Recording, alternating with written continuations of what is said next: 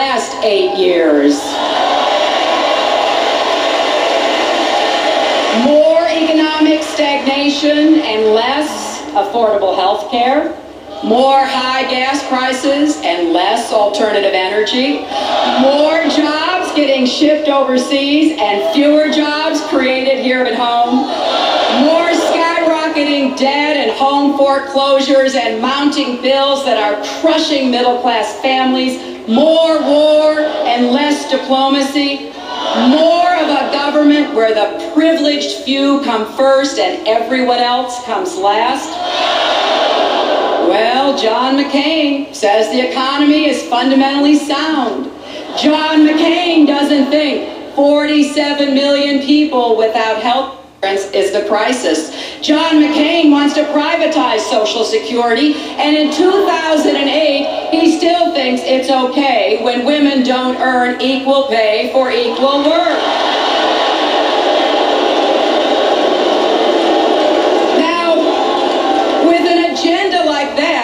It makes perfect sense that George Bush and John McCain will be together next week in the Twin Cities, because these days they're awfully hard to tell apart.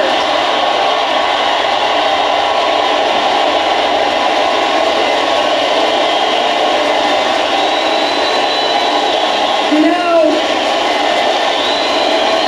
America is still around after 232 years, because we have risen to every challenge and every new time, changing, faithful to our values of equal opportunity for all and the common good.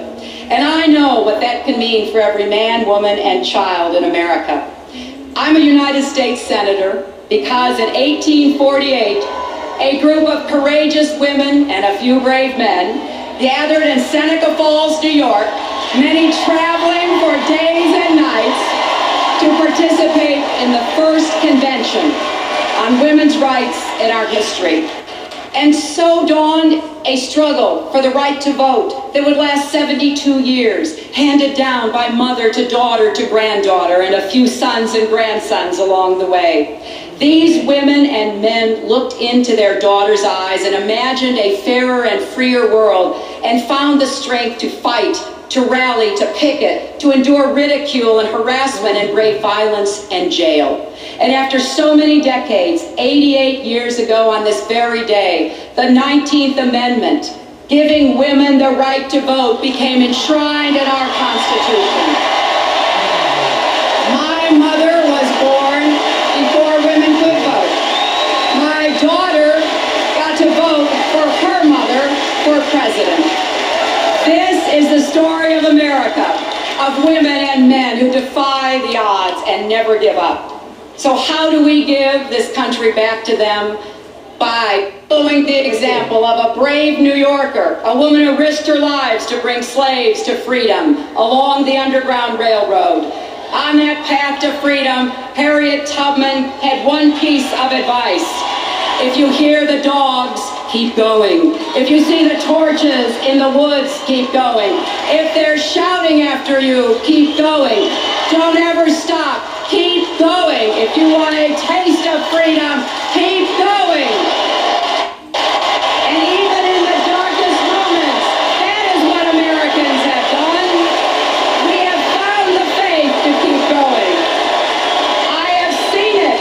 I have seen it in our teachers and our firefighters, our police officers, our nurses, our small business owners, and our union workers. I've seen it in the men and women of our military. In America, you always keep going. We're Americans. We're not big on quitting.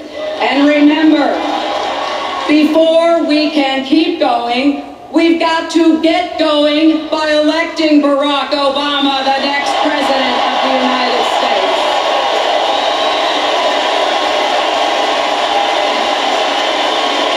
We don't have a moment to lose or a vote to spare.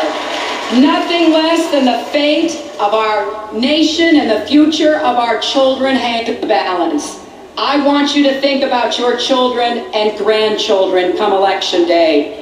Think about the choices your parents and grandparents made that had such a big impact on your lives and on the life of our nation. We've got to ensure that the choice we make in this election honors the sacrifices of all who came before us and will fill the lives of our children with possibility and hope. That is duty to build that bright future, to teach our children that in America there is no chasm too deep, no barrier too great, no ceiling too high. For all who work hard, who keep going, have faith in God, in our country and each other. That is our mission, Democrats. Let's elect Barack Obama and Joe Biden for that future world.